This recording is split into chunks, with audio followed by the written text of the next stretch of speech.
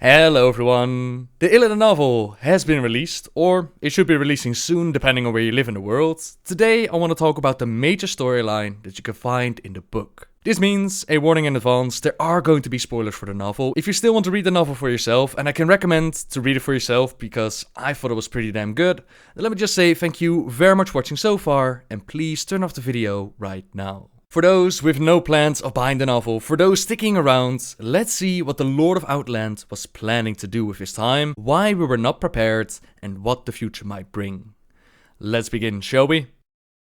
For those who've never heard about Illidan before or are unaware of his storyline, Illidan's story truly begins during the War of the Ancients. This war is set around 10,000 years ago, in which Sargeras and the Burning Legion, they made contact with Queen Azshara and the Highborn, and they're working on bringing the Legion onto Azeroth. For this, they used the Well of Eternity, a great fountain of power, to create a portal strong enough to summon Sargeras. A resistance was formed, amongst them Illidan and his twin brother Illidan Stormrage, and their longtime friend Tyrande Whisperwind, but Illidan figured that the best way of saving the planet would be to infiltrate the palace and act as a double agent. Illidan was pretty arrogant and confident about himself. He thought that he could do it all on his own, and in the process claim his destiny, perhaps even win Tyrande's love, but interacting with the Lord of the Legion, it often leaves a mark. In this case, Sargeras rewarded Illidan for joining them by burning out his amber eyes and replacing them with magical eyes, as well as branding him with magical tattoos. Sargeras had truly claimed Illidan as a creature of the Legion, but these changes, this whole new power,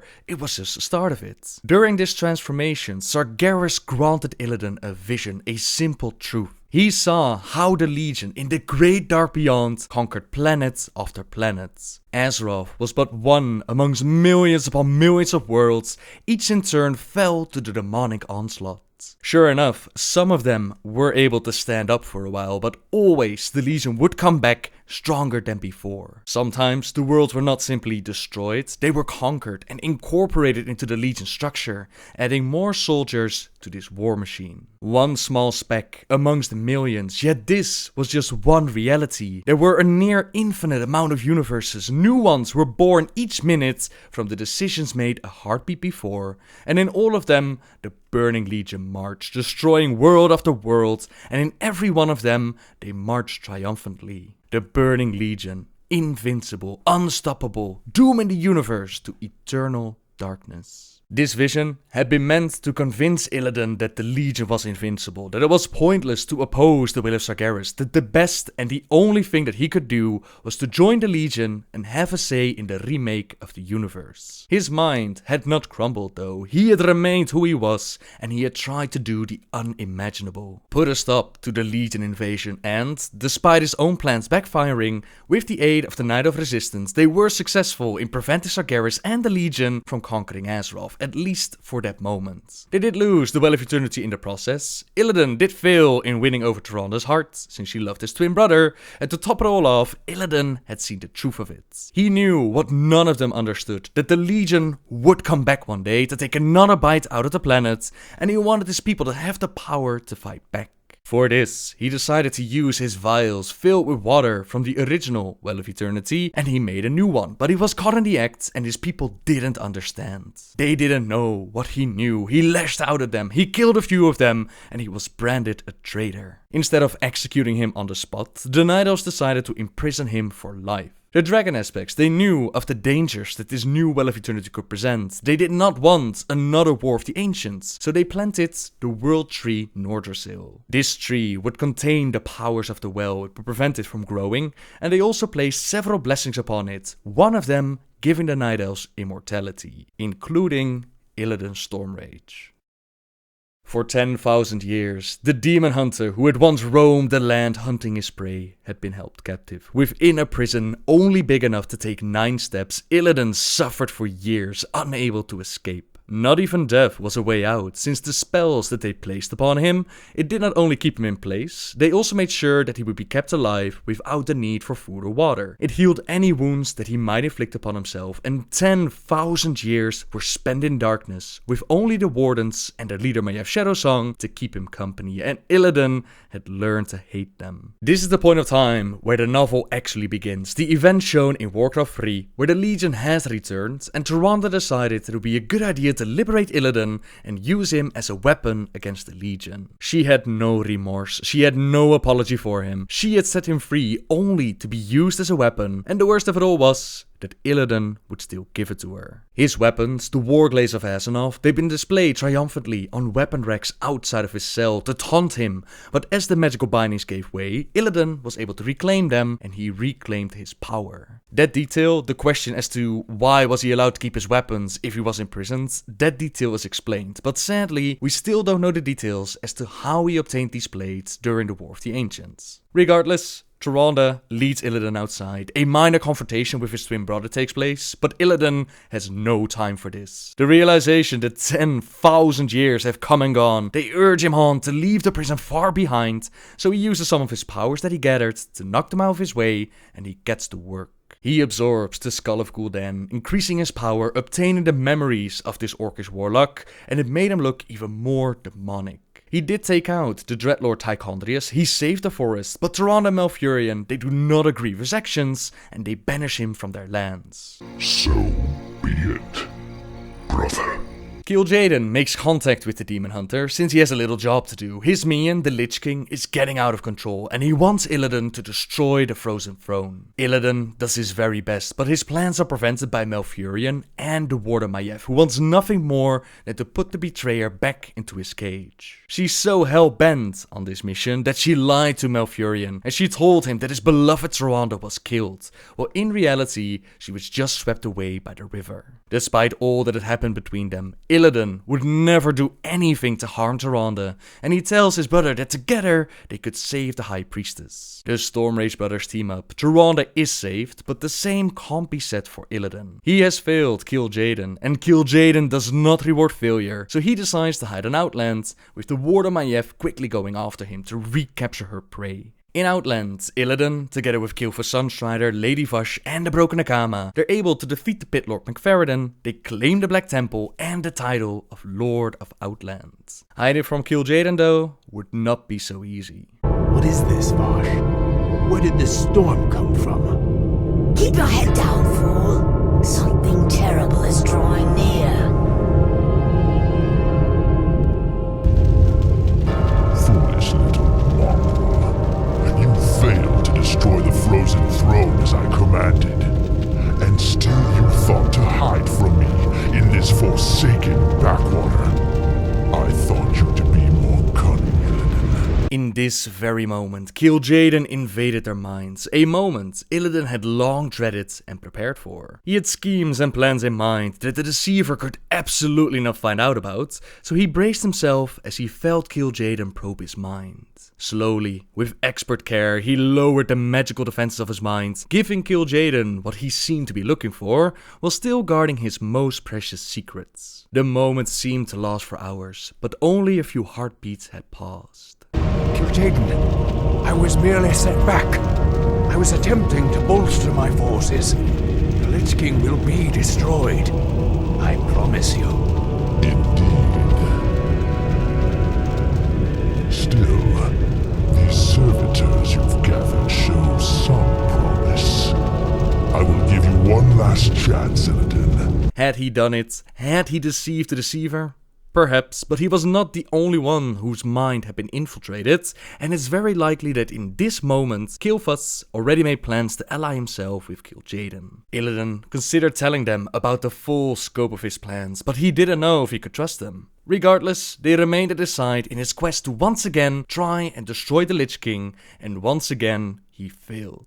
It didn't matter much in the grand scheme of things. It would have been easier to keep Kil'Jaeden on their good side, but Illidan was not discouraged, and he worked on doing what seemed to be impossible. His visions had shown him that stopping the Burning Legion could not happen if they just waited around for them to attack. They had to take the battle to the Legion itself, so all the things that we saw going down during the Burning Crusade, from Gruul the Dragon Slayer, yes, Gruul was apparently an ally of Illidan, Macfarridan and the Fel Orcs, Kael'thas within Tempest Keep, all the different forces that we faced within the Black Temple, all of that was just buying time while working on his true mission. And what a mission it was. Destroying the Legion is not a job for just one demon hunter, so more had to be trained. Kael'thas provided some of his blood elves, while others found a way to Illidan on their own. Vandel, for example, a night elf who lost his family to the Legion, he offered his services to Illidan. He wanted to learn how to slay those who slew his family, and even though the novel goes into much greater detail as to what it takes to become a demon hunter,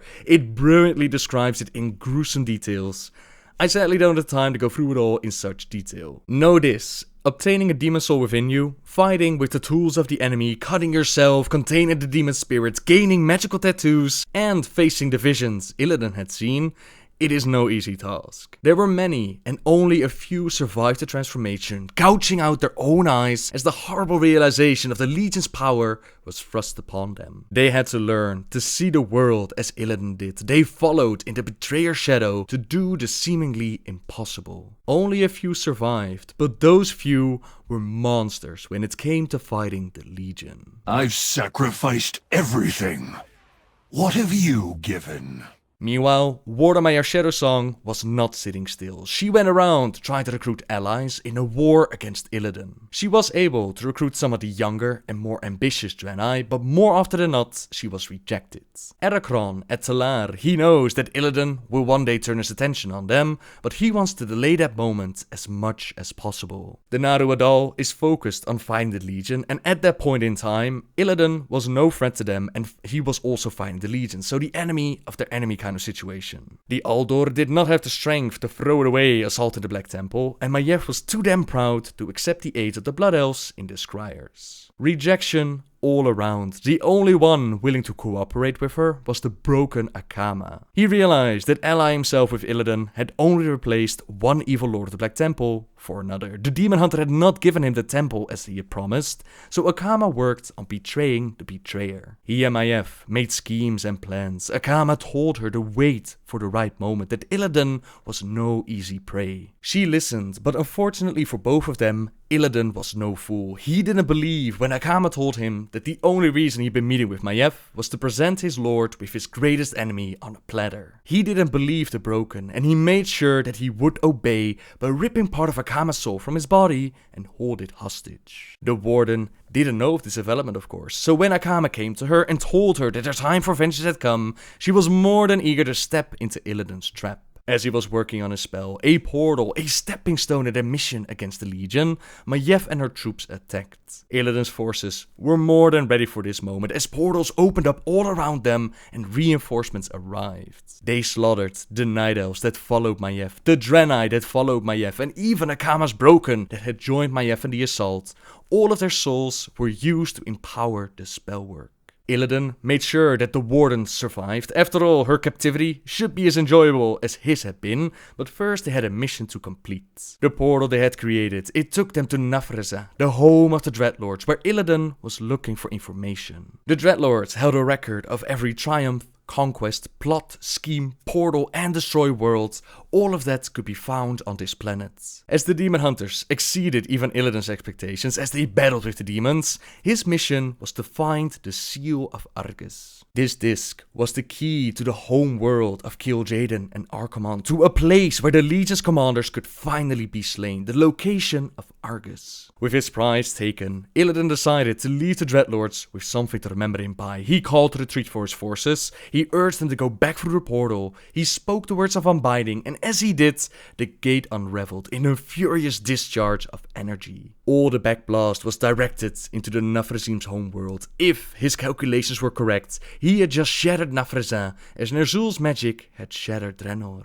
He had inflicted the greatest defeat that the Burning Legion had suffered in millennia, and Illidan was pleased. The next step in his plans was to use the disc and locate the planet. Ever since Sargeras had given Illidan these new magical eyes, he'd been able to see in the twisting nether, and he had perfected the arts in the years that he'd been imprisoned. Together with the demon hunters, he gathered some of the components that he needed for his spell, but the most unexpected development took place. The dark portal, the connection between Azeroth and Outland, was reopened, and Azeroth's forces, both Alliance and the Horde, they made the way to Outland. Illidan and his troops, they secretly assisted these forces from Azeroth by taking out High Lord Cruel and stopping a flanking demonic force from wiping them out. As Vandal observed his former brothers and sisters fight the Legion, he wondered what he would do if he was ordered to attack. He had joined Illidan to fight against the demonic forces of the Legion, not to fight his own kin, but they would see him as the enemy, as another demon. The truth of the matter was simple. He was loyal to Illidan and the Illidari, so if the order was given, he would attack. He would avoid them if he could, but he would not disobey Illidan. This is an explanation as to how the demon hunters join us in the Legion. They are not our enemy, even if we would think that they were. Lord Illidan knows the way. After helping out Azeroth's forces, Illidan makes his way to the throne of Kil'Jaeden, where he used his magic like he had done to locate Nathreza, and his spirit left his physical body as he searched for Argus. The disc worked as a compass, and he had done the near impossible. He found the place where the Legion's commanders were vulnerable. He moved around to make sure that he had found the right place, and when he saw Kil'Jaeden in a vast throne room, there was no doubt in his mind that he had found the right location. But Kil'Jaeden's gaze, it fell upon him, and a twisted smile passed over the monstrous face. He was nearly busted, but an aura of immense power enwrapped him, pushing him out of the throne room while distracting Kil'Jaeden. This thing was a thing of light, so bright as almost to be painful to behold. As Illidan became aware of it, he heard a titanic roar of rage from within the throne room, as if the Eredar Lord sensed it too. A voice entered his mind, telling him to be gone from this place. He could not survive here, not now, and his spirit was sent back to his body. He had survived, and he had found out what he needed to know, but he also found something unexpected, and he didn't trust it. Kil'Jaeden was not known as the Deceiver for nothing, and despite it feeling like the light, perhaps it was all part of some sort of trap. No, it was much better to just trust in his own plan, so Illidan prepared for the next step, was to gather enough power for his portal directly into Argus. For this, he had to travel to Akama and collect souls of the fallen Draenei inside. The broken Akama heard of this news, he heard of the plans of Illidan, and he was not happy about it. The Lord of Outland was going to desecrate a holy burial ground of his people, so despite having part of his soul ripped from his body, the broken still had some fighting spirit left. He made his way to the prison where they held Maiev captive with similar spells that they had used on Illidan. Self-inflicted wounds were healed, and the guards, they had inflicted petty torments. They had spat on her, they had poked her with sharp sticks, they had given her food in which the Ashtonga urinated, but Illidan himself, he had been so busy with it all that any real form of torment by his hands never took place. Akama informs Maiev about Illidan's plans, that together they could bring the betrayer down. The warden, in truth, she doesn't want anything to do with Akama, not after he betrayed her, but she also didn't have much choice in her current situation. He told her to be ready, that her path to vengeance would soon be open. I have been waiting, and when the time is right, the betrayer will become the betrayed. Within Akama, Illidan and his fel orcs, they worked on filling up a soul siphon with the souls of the fallen Draenei, as well as the souls of the orcs that fell while trying to defend Illidan. Their leader had chosen not to bring his demon hunters to save their strength for the final confrontation, but this would prove to be a miscalculation. The necromancers and the forces summoned within Akama, they proved to be a very powerful enemy. One by one, the fel orcs went down, and Illidan had to give it all he had to both maintain his magic and fill the siphon, as well as guard himself from the attacks. Even parts of his own spirit were sucked into the siphon. Hold on, he told himself, as finally the final gem lit up and he got himself the hell out of there. One miscalculation, and even weeks later, he still felt weak. His power not even close to anything that it was before he entered the crypts. All around him, the kingdom of the Lord of Outland crumbled, as the Azerothian forces, they not only focused their attention on the demons, but on him as well. Gruul, Lady Vash, McFerridon, Kael'thas, all of them were brought low, and their attention was drawn to the Black Temple. Illidan was tired. It all didn't matter in the grand scheme of things, and he needed to work on his bigger plans, strive strike at the heart of the Legion at Argus. He needed more time. He needed to prepare his spells and portals. Yet time was the one thing that they didn't have, as our forces assaulted the temple. The Lord of Outland told them all to trust in the defenses of the Black Temple and fight, as he worked on creating anchors to Argus to link his portal. As he once again left his physical body and traveled through the twisting nether, he feared that he might be detected, but against all odds, he completed his work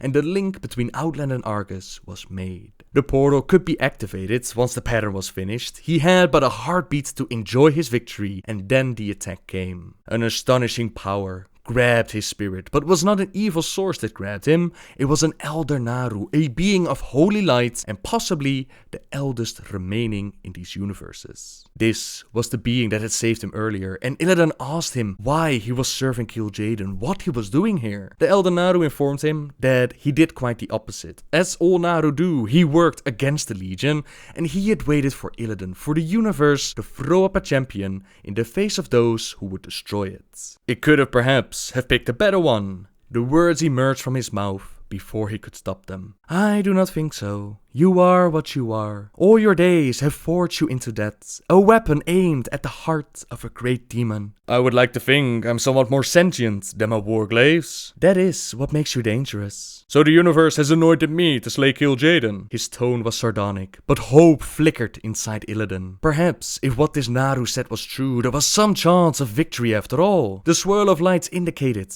a negative. No. Your enemy is far greater than Kil'Jaeden, greater even than Sargeras and his Burning Legion. Wonderful, Illidan said, as if they were not strong enough. The suspicion that this was all a subtle, mocking trap set by Kil'Jaeden settled once more into his mind. If this was a trap, his struggle was ended. If it was not, then things were even worse than he had thought. The Void is a more potent foe by far than the Burning Legion. It is the ultimate opponent of light. It will take all the peoples of Azeroth and Outland united to oppose it. Before Illidan could defend himself in any way, a bolt of pure light blasted from the Naru. It struck his empty eye sockets and filled them with a golden glow. Illidan braced himself for a blast of agony that did not come. His vision shimmered and faded, and he found himself looking down on a terrible battlefield. Amid mountains of corpses, a winged figure battled at the head of the legions of light. A golden glow surrounded his warglaves. He cleft demons asunder with mighty blows. The soldiers surrounding him gazed up in awe and wonder at their leader. It took Illidan a moment to realize that this being's features were his own, transformed, his eyes glowing fiercely. As Illidan watched, the winged figure rose above the battle, defying gigantic entities of darkness, creations of the evil of the Void. A halo played around his head. His body began to glow brighter than the sun, and from his outstretched hands, rays of light emerged to strike down his foes. You will defy death, the Naru voice said as the vision faded. I have seen this. Whatever you were, whatever you are, a champion of light is what you will be. You will be a hero, said the Naru, but there will be a price. There always is. The Naru then sends Illidan back to his body, where he wonders to himself if this could possibly be true. Was there really a path to redemption for him? He had never dared to think such a thing was possible.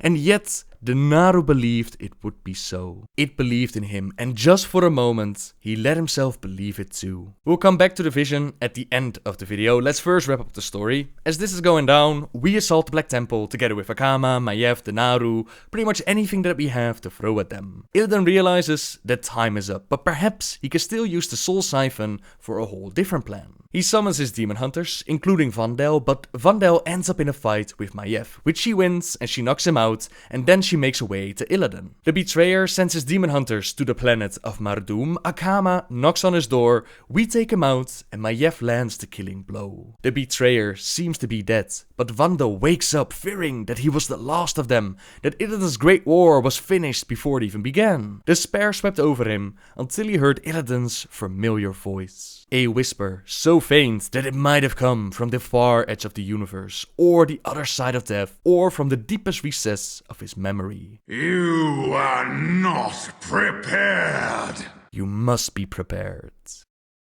And that's the end of the novel, leading into the expansion Legion. Now I'm going to talk about some of the implications and possibilities from the novel, but in order to do this properly, I'll have to talk about spoilers for Legion, as well as spoilers for Legacy of the Void. If you don't want spoilers for any of these games, then just know that you're informed about the novel, and let me just say thank you very much for watching so far. Now to cover all the bases and give as much information as possible, I asked you guys and girls on Twitter and Facebook for questions or topics that you want me to talk about. Does he get together with Maiev at all?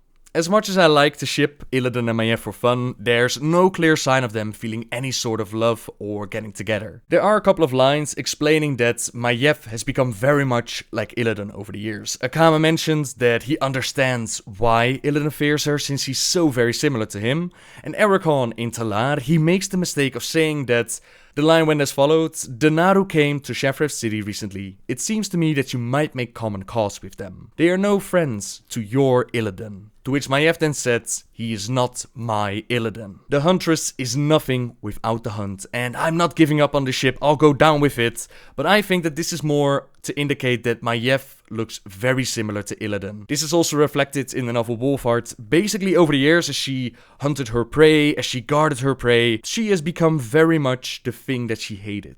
Will Legion reflect that properly?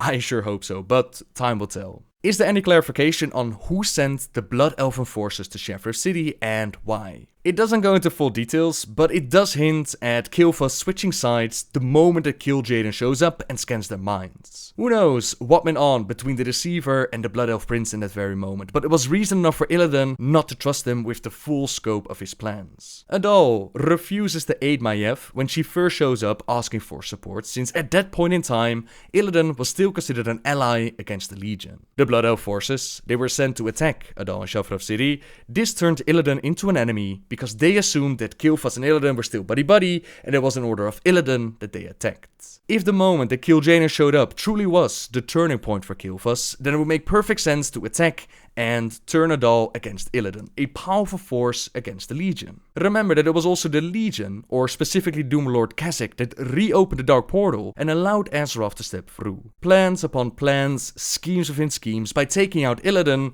we took out a very powerful player against the Legion. And then finally, it's the elephant in the room, the Elder Naru's vision of Illidan, a champion of the light, leading an army against the darkness of the universe, darkness called the Void. When this was leaked, a lot of people had different opinions about this development, and I can't offer much more than just my opinion. From the information on the alpha and data mine information, we can tell that the Legion steals Illidan's body from the Vault of the Wardens, which had been imprisoned by Maiev after his fall at the top of the Black Temple. They then take it to Blackrook Hold, they separate Illidan's spirit from his body for some unexplained reason, and then data mine information suggests that we'll see either the pure demonic form of Illidan or perhaps some entity using his body. I wonder if we're going to cleanse Illidan from his demonic side, and although it could make it easier for the light to empower him if we do that, it will kind of take away the whole demonic part out of the Demon Hunter. It's very hard to predict the future, but it seems like Illidan himself will make a return. He's going to strike out of Gul'dan,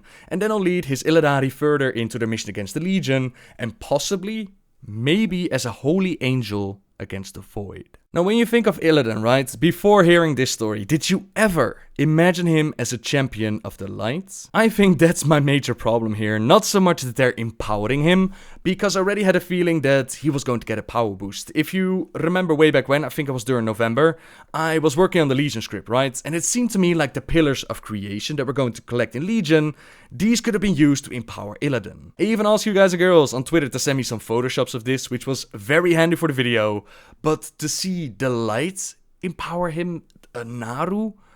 I mean, it seems very similar to Anduin's vision leading the Army of Light, but in Anduin's case, it makes a lot of sense. Anduin has always been about the light. Illidan was not pure evil in my opinion. He did try to fight against the Legion. He always walked on the dark side. He used the powers of the enemy against them. So in my opinion, having Illidan fly around as some sort of angel of light, it makes as much sense as the undead wielding the light or a holy dreadlord, for example.